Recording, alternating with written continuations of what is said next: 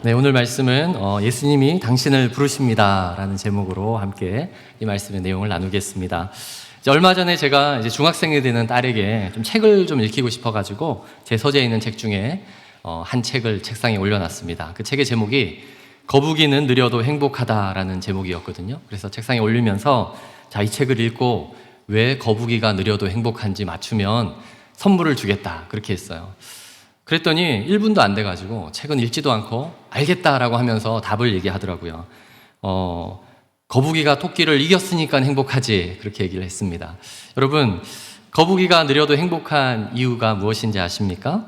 사실 거북이는 토끼를 이기는 것을 목표한 것이 아니라 끝까지 달려가는 그것을 목표했기 때문에 느려도 행복하다라고 이제 그 책에서 사실은 큰 주제로 의미를 얘기합니다.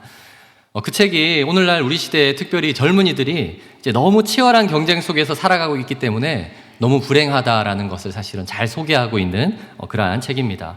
저자가 목사님이세요. 목사님께서 미국 뉴욕에서 사실은 젊은이들이 아주 많이 모이는 그러한 곳에서 목회를 하시는 분이신데 그곳에서 한국에서 온 유학생들을 만나보니까 이 친구들이 너무 똑똑하고 공부도 잘하지만 그런데 전혀 행복하지가 않더라는 것이죠. 왜 그럴까요? 사실 한국은 학교에서 만나는 모든 친구들을 그러한 경쟁 상대로 만들어 버렸습니다. 어떻게 하면 더 빨리, 그래서 남들보다, 다른 친구보다 더 빨리 가는 것이 성공하는 것이고 더 문제를 빨리 맞추는 것을 성공하는 것으로 그렇게 하다 보니까 이제 유학생들이니까 사실 한국에서는 자기가 토끼였어요. 많은 거북이들을 이기고 유학을 왔는데 미국에 와서 보니까 자기보다 더 빠른 치타를 만납니다. 그렇게 해서 어떻게 될까요? 자신의 사실은 목표는 누구보다 더 빨리 가는 것인데 자신보다 더 빠른 사람들을 만날 때에 좌절하고 절망할 수밖에 없는 것이죠. 사실 그 책에서 오늘날 우리 사회의 이러한 문제를 잘 지적하면서 저자가 진정한 행복을 되찾는 방법을 이렇게 소개를 했습니다. 그 한 구절을 제가 한번 읽어드릴 텐데 한번 잘 들어보세요. 그대가 사회 속에서 뒤처진 것 같은 좋지 않은 기분이 들 때 그대 자신의 정체성을 바라보아야 한다. 우리의 삶을 상대평가가 아니라 절대평가하시는 하나님의 눈으로 자신을 바라볼 수 있기를 바란다. 하나님은 빠른 경주자든 느린 경주자든 경주하는 기쁨을 누리기를 원하신다. 네, 아멘이라는 말이 절로 나올 듯한 이제 그러한 내용입니다. 사실 저는 이 책을 보면서 젊은이들에게 이 책이 필요하지만 사실 토끼처럼 잘못된 인생의 목표를 가진 것도 그래서 불행한 그러한 시대이지만 우리 중년들에게는 어느 날 내 인생의 목표가 뭐지? 라고 할 때에 과연 우리가 그 해답을 쉽게 찾을 수 없다는 것, 이제 그것이 더 큰 문제이고 또 우리의 불행의 원인이 아닌가 이런 생각을 해보았습니다. 여러분, 인생이라는 어떠한 나에게 주어진 이 경기장과 같은 곳에서 열심히 달렸는데 어느 날 이제 갑자기 그 경기장이 사라진다고 생각해 보세요. 나의 인생은 이제 어디에서 달려야 하지? 라는 그러한 마음과 고민이 우리에게는 이제 중년 이상의 삶을 보낼 때에 가끔 느끼는 어떠한 큰 문제인 것 같습니다.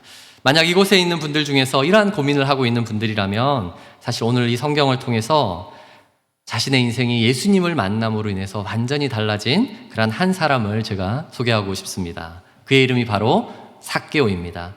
여러분, 성경은 삭개오를 이렇게 소개합니다. 2절인데요. 삭개오라 이름 아는 자가 있으니 세리장이요 또한 부자라.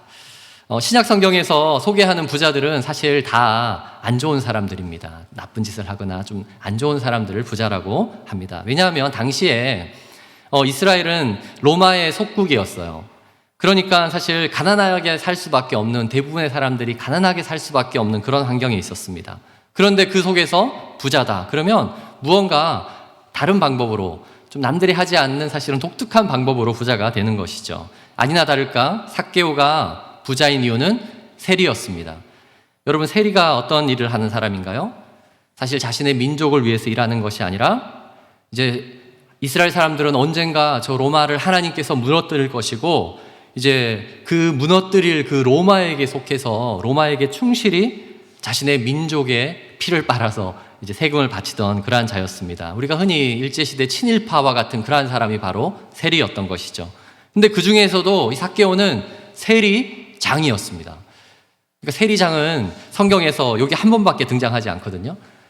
세리들도 아주 이렇게 뭐 드물지만, 그러나 세리장, 그 사람은 굉장한 노력과 큰 성공을 거두었다라는 말을 의미합니다. 그만큼 삭개오는 로마를 위해서 아주 열심히 일하는 사람이었습니다.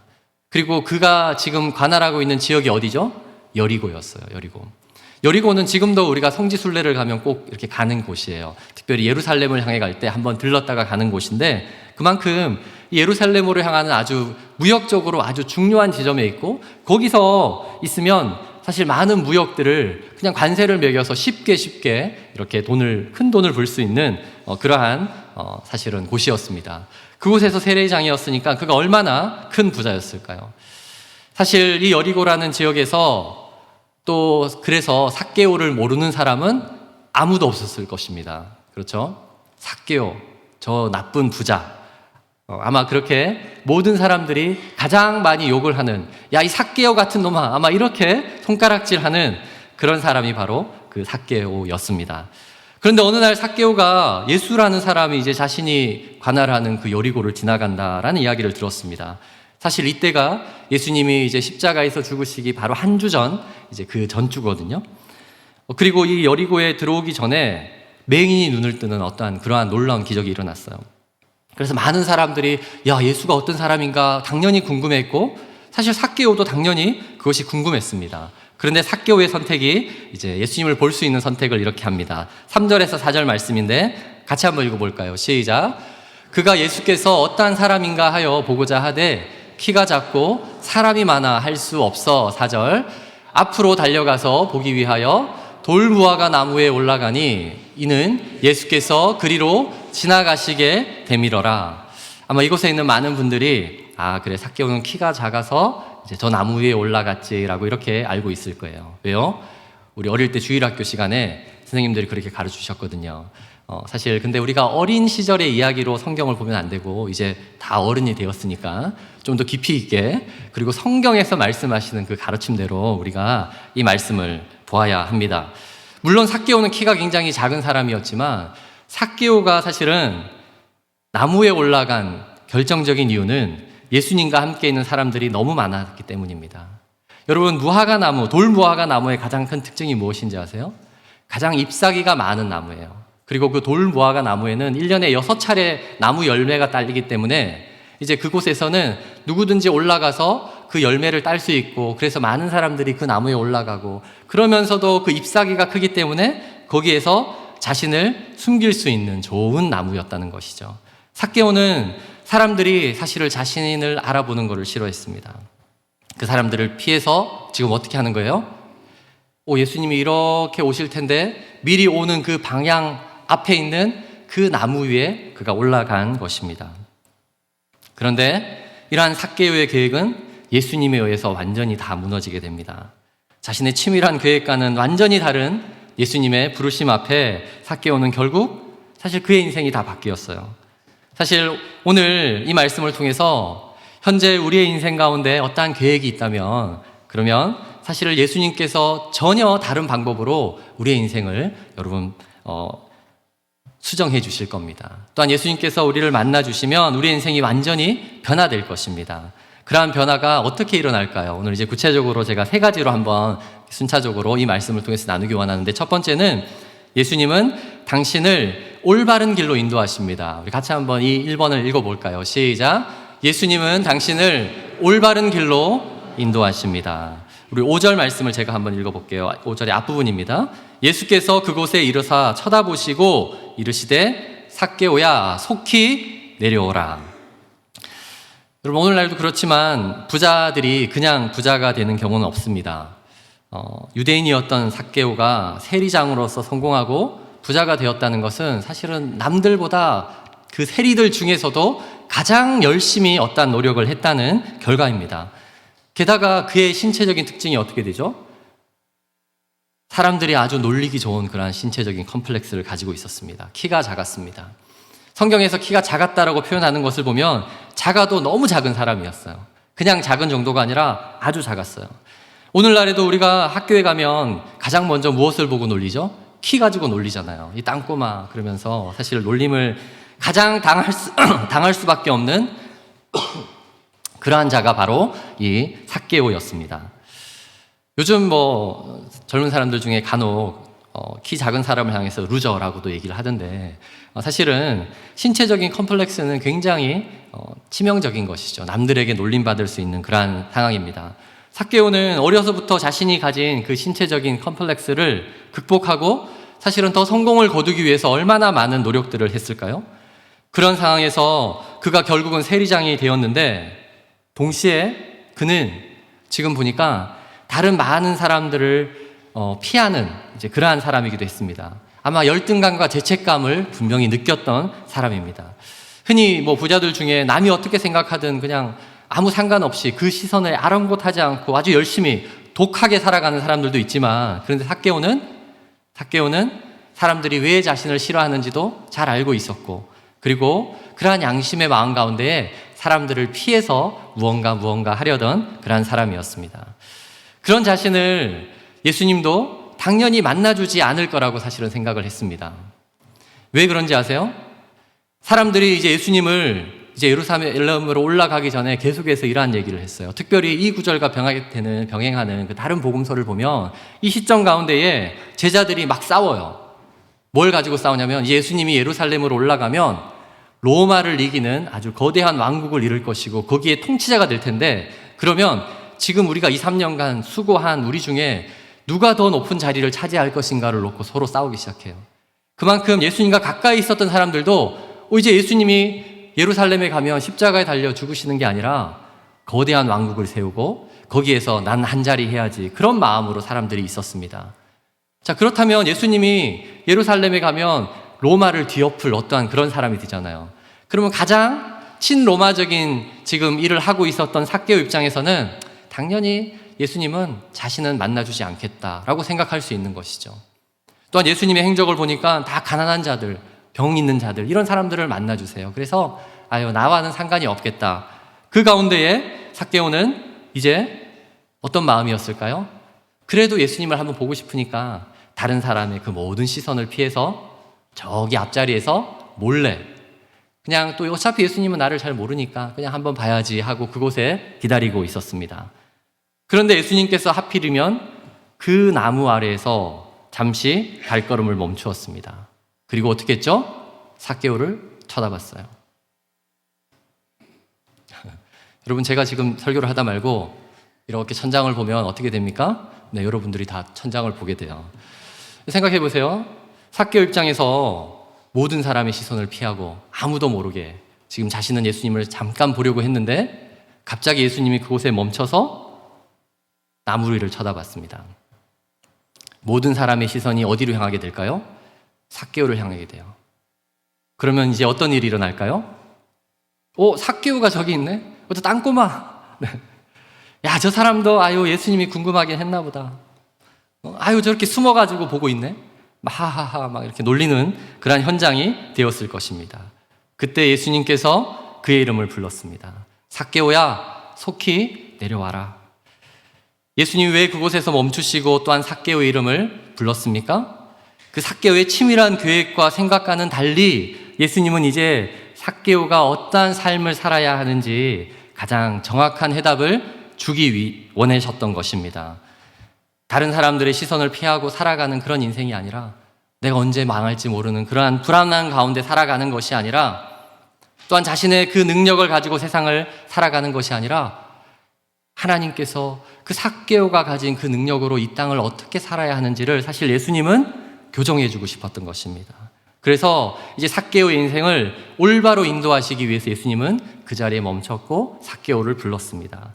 만약 주님께서 우리의 이름을 부르신다면, 우리를 부르신다면, 우리가 걸어가는 그 길에서 우리를 향해서 누구누구야 라고 외치신다면 주님께서는 우리에게 가장 올바른 길로 인도하기 위함임을 여러분 믿으시기 바랍니다. 아멘. 그러면 그 다음에 어떻게 되었을까요? 두 번째, 예수님은 당신의 마음을 기쁨으로 회복해 하십니다. 이 부분도 우리가 같이 한번 읽어보겠습니다. 시작. 예수님은 당신의 마음을 기쁨으로 회복해 하십니다. 이제 5절 후반부를 제가 읽을게요. 예수님이 말씀하셨어요. 내가 오늘 내 집에 유하여야겠다 하시니, 이제 6절 같이 읽습니다. 시작. 급히 내려와 즐거워하며 영접하거늘. 삭개오가 너무 기뻤다라는 표현을 하고 있습니다. 사실 다른 사람들이 쳐다봤을 때만 해도 굉장히 힘들었을 거예요. 그런데 다른 사람들처럼 자신을 정죄하는 목소리가 아니라 예수님이 삭개오야라고 부르셨고, 그리고 더 중요한 것은 내가 오늘 내 집에 머물러야 되겠다라고 예수님이 말씀하셨기 때문이에요. 그 소리에 많은 사람들은 비난하고 예수님이 저 죄인과 함께 간다라는 말을 했지만, 삭개오의 마음에는 예수님을 만남으로 인해서 놀라운 마음의 기쁨이 회복되었어요. 사실 여기서 즐거워하며라고 되어 있지만, 이 즐거워하며라는 단어가 헬라어의 이제 카이론이라는 단어인데, 이 단어의 어근이 사실은 카리스라는 은혜라는 단어입니다. 우리 장로님 중에 카리스 사업체를 하시는 장로님 계신데, 그 카리스, 그 은혜, 사실 지금 여기서 말하는 이 기쁨이라는 것은 그러니까 다른 어떠한 것을 인해서 기뻐하는 것이 아니라 우리 내면에 하나님의 은혜에 의한 인간 내면이 느끼는 기쁨, 하나님이 주시는 어떠한 행복, 그것을 지금 삭개오는 느끼게 된 것이에요. 그동안 삭개오가 추구했던 그 성공, 돈을 많이 벌면, 내가 높은 자리에 올라가면 기뻐할 줄 알았는데, 거기서는 느낄 수 없었던 놀라운 기쁨이, 그 성공을 추구했던 그 가운데서 느낄 수 없었던 그 놀라운 기쁨이 자신 안에 임하게 된 것이에요. 왜요? 예수님께서 먼저 자신을 불렀을 때, 그리고 또 내가 너희 집에 가겠다 할 때에 그 기쁨이 그의 마음속에 회복된 것입니다. 그래서 그 은혜가 회복되고 나서, 그 기쁨이 회복되자마자 이제 예수님과 대화하고 예수님과 식탁의 교제를 나눈 다음에 삭개오가 어떠한 변화까지 일어나는지 아십니까? 우리 8절입니다. 8절을 한번 같이 읽어보겠습니다. 시작. 삭개오가 서서 주께 여짜오되 주여 보시옵소서, 내 소유의 절반을 가난한 자들에게 주겠사오며 만일 누구의 것을 속여 빼앗은 일이 있으면 네 갑절이나 갚겠나이다. 여러분, 부자로서 가장 힘든 것이 무엇일까요? 자신의 소유를 이유 없이 다른 사람에게 나누어 주는 것입니다. 아니, 그렇다고 합니다. 네, 제가 부자가 된 적은 없어가지고. 네. 우리가 생각할 때는 돈이 많으면 더 많은 기부를 할 것 같잖아요. 그런데 일반적으로 부자들은 사실 그만큼 자신이 어떠한 노력과 힘을 들여서 돈을 모은 것이기 때문에 이것을 그냥 이유 없이 나눠주는 것은 오히려 쉽지 않은 것이죠. 오히려 가난한 자들은 그 가난의 고통을 알고 그 가난의 마음을 알기 때문에 그 가난의 마음을 함께 나눌 수 있지만, 부자들은 내가 그렇게 노력했는데 이것을 그냥 나눠주는 것을 굉장히 무의미하게 생각할 수 있기 때문입니다. 그래서 사실은 이 삭개오의 대답은 굉장히 놀라운 것이에요. 특별히 처음에는 자기의 전 재산의 절반을 다 나눠주겠다. 사실 그것만 해도 놀라운 일이지만, 이 말씀을 통해서 삭개오가 아주 부자니까 절반 정도는 나눠주고 나머지 절반으로 이제 그냥 적당히 살아가는 것보다라고 할 수 있지만, 사실 이 구절을 자세히 보면 지금 자신의 전 재산의 절반을 다 나누어 주겠다라는 것과, 또 하나 지금 누구의 것을 속여 빼앗은 일이 있으면 네 갑절 갚겠습니다 라고 했는데요, 이것이 앞으로 내가 살면서 누군가를 속이면 나누겠습니다 라는 미래형이 아니에요. 이것은 이미 자신이 누군가에게 속였다라는 전제하에 말하는 거예요. 사실 세리라는 직업이 다른 사람들이 그토록 싫어할 수밖에 없는 이유는 다른 사람의 재산들을 많이 착취하는 그러한 합법적인 사람이었기 때문입니다. 그리고 그렇게 할 수밖에 없는 일 가운데 있었던 삭개오가 이제 그러한 일들을 다 사사시 찾아서 내가 다 나눠주겠습니다라고 고백하는 것은 이제 나의 전 재산은 나의 것으로 여기지 않고 다 나눠주겠다라고 하는 것과 다 똑같은 거예요. 그래서 신학자들이 이 내용을 통해서 이것은 삭개오가 앞으로 더 이상 세리와 세리장으로서 이 땅을 살아가지 않겠다라는 고백의 선언이라고 여깁니다. 이제는 그렇게 살지 않겠다라는 고백인 것입니다. 삭개오가 예수님을 만나고 나서 주변 사람들이 아마 정말 행복해졌을 것 같습니다. 저 딴돌이, 자기밖에 모르던 사람, 그 사람의 변화에 아마 많은 사람들이 어리둥절하고 또 그 혜택을 받으면서 좋아했을 거예요. 그런데 그 누구보다 가장 기뻤던 사람은 바로 삭개오였습니다. 사람은 잘 변하지 않는다는 말이 있는 것처럼, 사실은 우리가 가장 변하게 시키기 힘든 사람은 다른 사람이 아니라 나 자신이에요. 변하고 싶어도 변하지 않아요. 어떻게 변해야 할지 모르는 거예요. 우리의 인생이 바로 그와 같습니다. 아무리 변하고 싶어도 사실은 우리 스스로는 변할 수 없는 것이 우리의 인생이에요. 조금 변한 것 같은데 조금 변한 것 같지만 그러나 나중에 가보면 또 똑같아요. 또 비슷해요. 여기서 이상했으니까 내가 이제 새 직장을 옮겨가서 내가 잘해야지. 그렇게 해서 옮겨봤는데 똑같아요. 관계적인 어려움 가운데 또 다른 곳을 가면 또 그곳에서도 관계적인 어려움이 있고. 왜 그럴까요? 가장 변하기 어려운 것이 바로 자기 자신이기 때문입니다. 그래서 성경은 사실은 우리에게 뭐라고 가르치냐면 로마서 12장 2절의 말씀인데 우리 같이 한번 읽어보겠습니다. 시작. 너희는 이 세대를 본받지 말고 오직 마음을 새롭게 함으로 변화를 받아 하나님의 선하시고 기뻐하시고 온전하신 뜻이 무엇인지 분별하도록 하라. 성경 말씀은 이제 너희가 세상의 그 악함을 본받지 말고 그렇게 살아야 하는데 그렇게 되기 위해서 변화를 받아라고 말을 합니다. 내가 노력해서 변화를 이뤄가는 것이 아니라 사실 변화는 받는 것이에요. 무엇으로 변화를 받는다고요? 바로 하나님의 은혜로 받는 것입니다. 하나님의 은혜. 사실 예수 그리스도를 만날 때에 그러한 변화가 시작되는 것입니다. 그러한 변화가 이루어지는 것이고 또 그것으로 인해서 얻어지는 놀라운 기쁨은 우리가 세상에서 추구했던 그 어떠한 노력과 그 어떠한 만족보다도 놀라운 하나님의 기쁨과 행복을 예수 그리스도께서 우리에게 주실 수 있다는 사실을 여러분 믿으시기 바랍니다. 아멘. 자, 그러면 그 다음은 어떻게 될까요? 그 변화와 함께 그 변화, 사실 그러나 계속해서 우리는 그 변화를 지속하지 못하지만 그러나 마침내 이 변화를 이루시는 분도 바로 하나님이세요. 그것이 우리에게 주신 하나님의 놀라운 은혜예요. 그래서 세 번째 우리가 이렇게 한번 고백하겠습니다. 3번의 내용 같이 고백해 볼까요? 시작. 예수님은 당신을 기억하시고 다시 찾아 구원을 이루십니다. 예수님을 만난 자들은 예수님께서 다시 기억하시고 다시 찾아 구원을 이루실 것입니다. 아멘. 우리 9절과 10절도 한번 읽어보겠습니다. 시작. 예수께서 이르시되 오늘 구원이 이 집에 이르렀으니 이 사람도 아브라함의 자손이미로다. 인자가 온 것은 잃어버린 자를 찾아 구원함이니라. 예수님께서 이렇게 말씀하심을 통해서 이제 해결되었습니다. 예수님이 삭개오를 가다가 쳐다본 것, 그리고 그의 이름을 부른 것, 그리고 그의 집에 들어가서 함께 교제를 나눈 모든 것은 삭개오와 그의 모든 자에게 사실 구원을 선물로 주기 위해서였습니다. 왜 예수님께서 삭개오와 그의 가족을 구원하셨을까요? 그 이유가 그가 아브라함의 자손이라고 지금 9절에 나오고 또한 10절에는 잃어버린 자였기 때문이었습니다. 그는 아브라함의 자손이면서 또 세리라는 직업을 통해서 잃어버린 자였습니다. 우리가 흔히 아브라함이라고 하면 이제 교회 안에서 믿음의 조상 이렇게 얘기를 하거든요. 믿음의 조상. 그런데 이 말은 아브라함이 처음부터 믿음이 아주 좋았다. 그래서 하나님을 잘 믿었다가 전혀 아닙니다. 대신 그는 하나님의 말씀이 들려질 때마다 그 말씀을 믿는 자였습니다. 사실 아브라함이라는 사람이 어느 날 그 당시에 이제 지금의 이스라엘의 그 북쪽이 사실은 메소포타미아 문명이라는 세계 아주 가장 먼저 있었던 세계 4대 문명 중에 하나 메소포타미아 문명의 아브라함이 부모와 함께 살고 있었습니다. 어느 날 하나님께서 아브라함에게 너는 내가 내게 말할 그 땅으로 가라 해서 그 땅을 버리고 그 도시를 버리고 아래로 내려왔어요.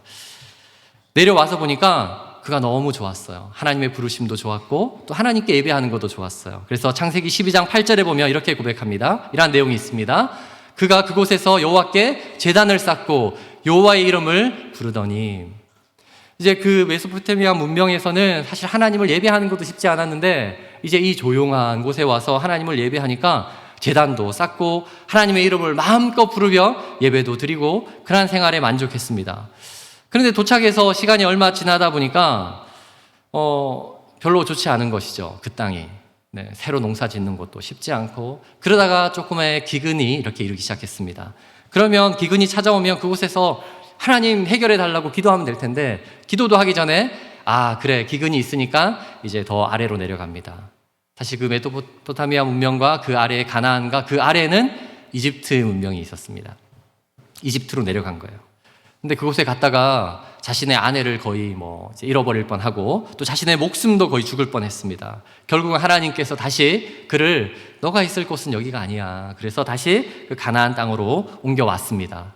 그리고 그곳에서 사실 사람도 별로 없고 지금 자신은 자손도 없지만 그에게 하나님께서 하늘을 봐라고 하면서 이러한 말씀을 하셨어요.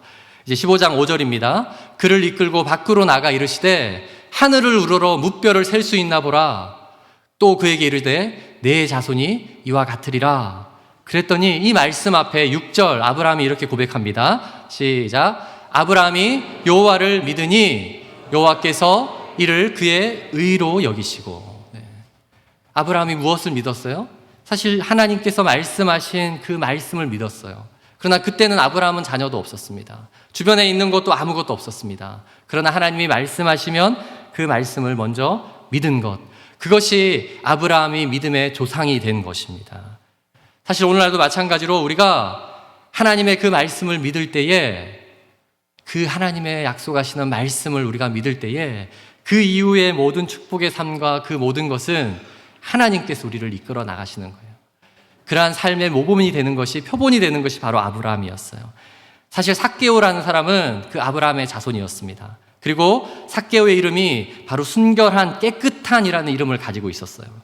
그러나 스스로 생각할 때도 자신은 자신의 이름과는 다르게 그렇게 깨끗하거나 순결하지 않은 그러한 직업을 가지고 있었습니다. 그래서 착복하고 다른 사람의 돈을 착취하면서, 그러나 마음속에 무언가 불편함 때문에 다른 사람을 함부로 만날 수 없는 그러한 사람이었습니다. 이제 스스로는 나는 더 이상 아브라함의 자손이 아니야, 아마 그렇게 생각하면서 나는 민족의 반역자야, 그런 마음이 있었던 자였을 것입니다. 그러나 그를 찾아가서 예수님이 그를 만나셨고 그에게 너도 아브라함의 자손이다, 그리고 아브라함의 자손이며 특별히 스스로 나는 아니야 라고 생각했던 그 사람은 잃어버린 자였다는 거예요. 그 잃어버린 자를 찾아 구원하려 하는 것을 이 사건을 통해서 예수님께서 사실은 우리 모두에게 알려주시기 위해서 특별히 삭개오를 선택하신 것입니다.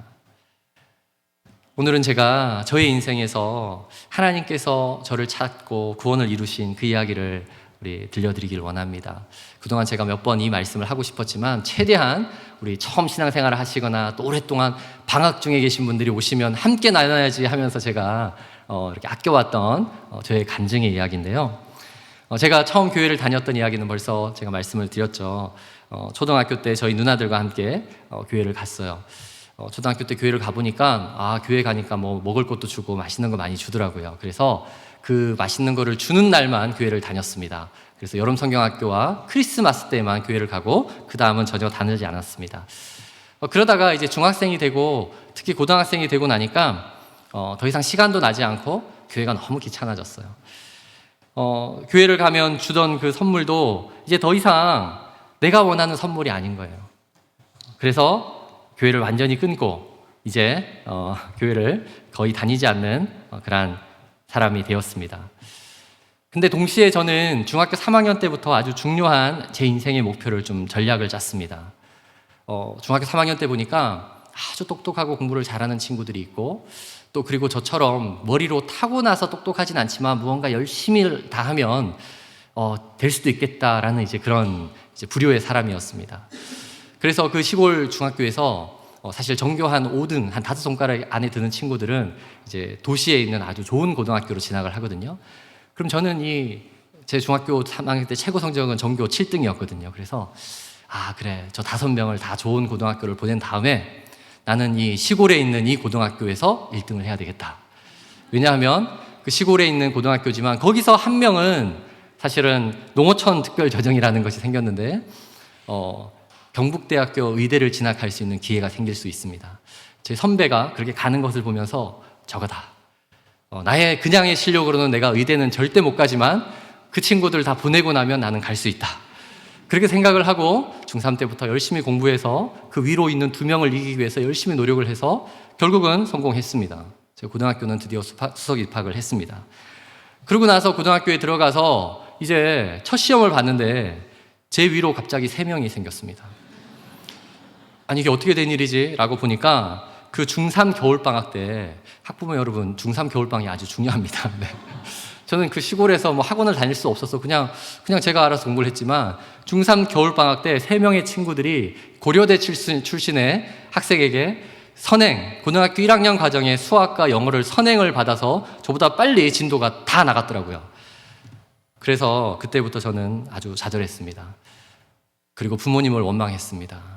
이런 시골에 오셔가지고 학원도 한번 다닐 수 없는 우리 부모 때문에 내 인생이 망했다. 그러면서 좌절의 시간들을 겪고 있었습니다. 고등학교 1학년 가을의 어느 날이었어요. 그날 학교에서 이제 버스를 타고 이제 집으로 가는데, 하루에 3번 들어가는 그 시골에 있는 집이었거든요.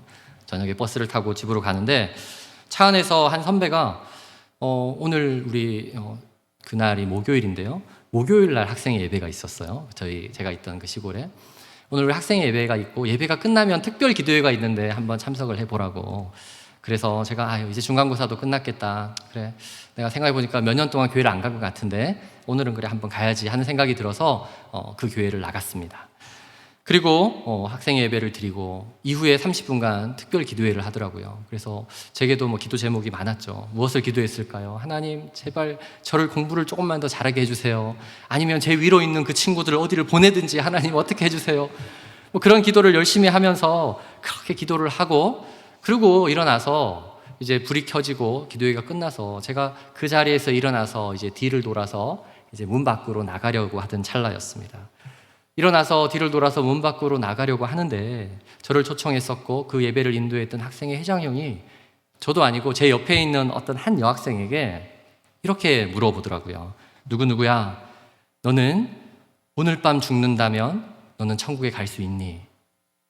근데 여러분, 놀라운 일은 저도 아니고 제 옆에 있는 학생에게 너는 오늘 밤 죽으면 천국에 갈 수 있니? 라는 그 질문과 함께 제 마음에 하나님께서 저를 정일아, 너는 지금 어디로 가니?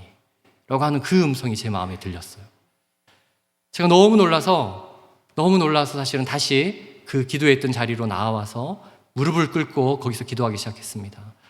아니 하나님, 제가 사실은 초등학교 때는 하나님을 좀 믿었지만 이제는 뭐 교회도 안 나가고 하나님이 있다고 생각도 전혀 하지 않았고, 그 가운데 하나님이 제게 정일아, 너는 지금 어디 가니? 라는 그 음성이 제게 들렸을 때 그 자리에서 제가 다시 무릎 꿇고 기도하면서 하나님이 살아계셨군요 하면서 굉장히 기도하고 눈물을 흘리며 회개하고 그러한 시간들을 보냈습니다.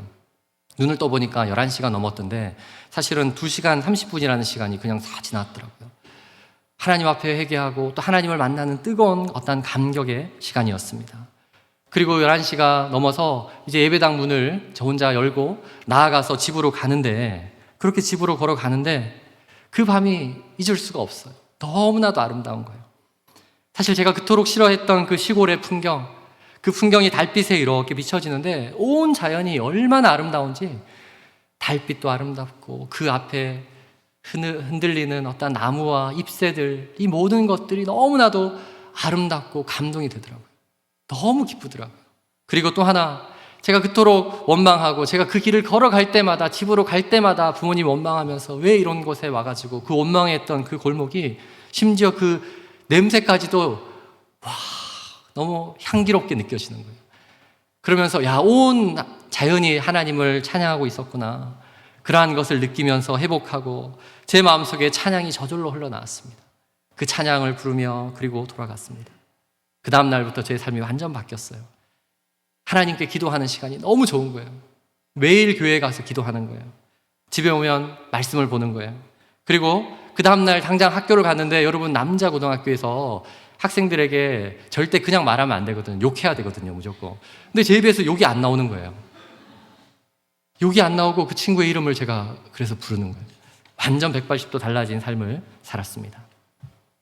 여러분, 그런데 좀 이상하지 않습니까? 우리는 상식적으로 하나님을 만나기 위해서 예수님을 믿고 또 영접해야 하고 자신의 죄를 고백해야 하고 예수님이 죽으시고 부활하셨던 사실을 믿어야지 하나님을 만나는 거잖아요. 근데 저희 케이스는 좀 특이하잖아요. 저한테도 아니고 옆에 있는 학생에게 넌 오늘 밤 죽어도 천국에 갈 수 있니? 그랬는데 제가 하나님의 음성을 듣게 됐어요. 그래서 사실은 시간이 지나면서 제가 이 부분이 너무나도 이상했습니다. 아니, 이게 어떻게 된 일이지? 이게 어떻게 된 일이지? 성경을 보니까 예수님을 믿어야지 구원을 얻는데 이게 어떻게 된 일이지? 어느 날 제가 이렇게 고민하고 묵상하고 제 인생을 되돌려 보면서 제게 하나님께서 초등학교 5학년 때 여름에 있었던 한 사건이 기억나게 하셨어요. 그때도 5학년 여름 성경학교에 제가 교회를 나갔습니다. 사실 크리스마스 이후에 6개월 만에 다시 선물 받고 간식 먹으러 교회를 간 것이죠. 그날 여름 성경학교에 이제 마지막 날이 되었는데 3일 동안 성경학교를 하고 나서 이제 앞에서 전도사님이 갑자기 이렇게 얘기를 해요. 여러분 하면서 우리 어린이 여러분, 오늘 밤 죽어도 천국에 갈 수 있는 친구들 한번 손 들어보세요. 그랬더니 친구들이 다 저요 저요 하면서 막 손을 들어요. 근데 저는 손을 들지 못했습니다. 왜요? 제가 생각할 때 저 친구들은 매주 교회에 나오는데, 그래도 저 친구들은 매주 교회에 나오고 나처럼 오늘 잠깐 이 간식 먹으러 나온 거 아닌데, 또 앞으로 나는 교회 잘 안 나올 텐데, 그래서 저는 아닌 것 같다라는 생각을 했습니다. 그럴 때 제 옆에 있던 사실 한 선생님께서 저를 이렇게 보더니, 정일아 너는 왜 손을 안 들어? 그러더라고요. 그래서 제가 우물쭈물하면서 저는 아닌 것 같은데요 그랬더니 그 선생님이 제 손을 딱 잡더니, 정일아 너 예수님을 믿니? 예수님을 믿으면 너가 착한 사람이건 나쁜 사람이건, 너가 앞으로 훌륭한 사람이 되건 유명한 사람이 되건 그렇지 않던 너는 천국에 갈 수 있단다 라고 하면서 제 손을 잡고는 이렇게 들어줬어요. 저는 그날 분명하게 복음을 들었습니다. 여러분, 복음이 무엇인가요? 우리가 열심히 살고 착하게 살고 신앙생활을 열심히 해서 천국에 가는 것이 아니라, 하나님께 가는 것이 아니라 예수님을 믿는 그 믿음이 분명하면 천국에 간다라는 그 말을 저는 그날 분명히 듣게 되었습니다. 그러나 그 이후에 저의 삶은 또다시 교회 생활 대충 하고 그러한 삶을 살았죠. 그러나 제 인생에 제가 생각할 때 가장 이제 힘들고, 이제 나의 길을 어떻게 내가 다시 목표해야 하나, 그 순간에 여전히 내가 이렇게 머리 굴리고 저렇게 머리 굴릴 때 주님께서 저를 다시 부르시는 그 음성이 바로 옆 친구에게 말했던 너는 오늘 밤 천국에 죽어도 천국에 갈 수 있니? 라는 그 질문이 하나님의 음성으로 제게 들렸던 것입니다. 제 영혼을 깨우는 그 음성이 되었던 것입니다. 이곳에 계신 모든 분들께 제가 질문을 드리고 싶습니다. 여러분, 만일 오늘 밤 여러분이 세상을 떠난다면 천국에 갈 수 있습니까? 그렇다면 만약에 천국문 앞에서 누군가 여러분에게 내가 이 천국 하나님의 집에 들어가야 하는 이유가 무엇이냐고 묻는다면 여러분은 어떻게 대답할 것입니까? 그때 여러분 잊지 마세요. 우리는 다른 이유가 아닙니다. 제가 열심히 살았거든요, 하나님. 제가 열심히 신앙생활 했거든요. 제가 교회에서 직분도 맡아서 열심히 이것저것 하고 헌금도 많이 했거든요. 그 대답이 아니라 저는 예수님을 믿습니다 라는 그것이 여러분 정답입니다. 왜 그런지 아세요? 요한복음 1장 12절의 말씀입니다. 같이 한번 읽을까요? 시작. 영접하는 자 곧 그 이름을 믿는 자들에게는 하나님의 자녀가 되는 권세를 주셨으니. 여러분, 다른 방법이 아니라 영접하는 자 곧 그 이름 예수 그리스도의 이름을 믿는 자들에게는 하나님의 자녀가 되는 권세를 하나님께서 허락하셨어요. 예수님을 믿는 자들에게 하나님의 자녀가 됩니다. 하나님의 자녀가 되는 권세가 무엇입니까? 사실 하나님의 집에 우리가 들어갈 수 있는 자격을 얻게 되는 것입니다. 저희 집에 그 누구도 들어올 수 없지만 저희 아들은 언제나 들어올 수 있어요. 왜요? 그것은 제가 그 아들의 아빠이기 때문입니다. 마찬가지로 우리가 예수 그리스도를 믿는다는 의미는 이제 하나님의 자녀가 되는 것이에요. 그리고 언제든 우리가 그 하나님께서 계신 하나님 나라에 들어갈 수 있는 자격을 얻게 되는 것. 그 자격은 오직 예수 그리스도를 믿기 때문에 가능한 것임을 여러분 이 말씀을 통해 여러분 믿으시기 바랍니다. 아멘. 특별히 오늘 우리가 추수감사주일에 그러한 함께 이 믿음을 고백하기 원하는 분들을 초대했습니다. 아마 이곳에 오랜만에 나오셨거나 처음 나오신 분들 중에는 그래 신앙생활을 하려면 저렇게 열심히 해야지, 또는 매주 교회에 나와야지, 또는 헌금을 해야지. 그러나 그것은 우리가 하나님 앞에 감사함을 함께 나누고 올려드리는 일이지만, 그러나 그것이 천국으로 가는 조건이 아닙니다. 또한 이곳에 우리가 함께 추수감사주일 예배를 통해서 우리가 기대하고 소망하는 것이 무엇이냐면, 언젠가 우리 모두는 저 하나님의 나라에서 이 감사 예배를 드릴 거예요. 그 감사의 이유가 무엇입니까? 우리는 자격이 없고 우리가 이 땅에서 살았던 모든 삶에 비하면 말도 안 되는 하나님의 놀라운 은혜 가운데 거기서 우리는 하나님을 예배하게 될 거예요.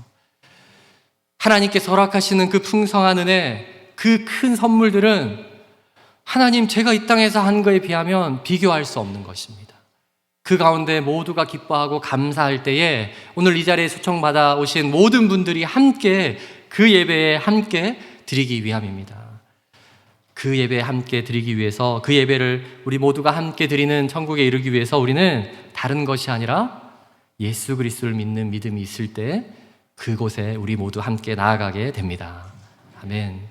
그것을 믿고 또 그것으로 인해서 우리가 가장 큰 감사의 고백을 할 수 있는 그러한 우리의 모든 예배와 또 우리 교회가 되기를 주의 이름으로 축원합니다. 아멘. 우리가 함께 이 시간 찬양하기 원하는데요. 예수로 나의 구주 삼고, 이 찬양, 어린 시절 시골 교회에서 배울 수 있는 찬양이 많지 않았지만 찬송가를 몇 곡 배웠고, 제가 늘 그 시골길을 걸으며 고백했던 고백의 찬양이 바로 이 찬양입니다. 예수로 나의 구주 삼고. 우리가 이것을 통해서 우리의 유일한 간증, 또 우리의 유일한 찬양, 그것은 다른 이유가 아니라 하나님 나를 구원하여 주신 것, 예수 그리스도께서 우리에게 먼저 오셔서 우리를 만나 주신 것, 또 우리는 실패하고 낭망하고 좌절해 있었지만 다시 우리를 일으키시기 위해서 다시 우리에게 오신 그 예수님, 그 하나님의 은혜를 감사하며 감격하며 우리 한번 이 찬양을 함께 고백하도록 하겠습니다.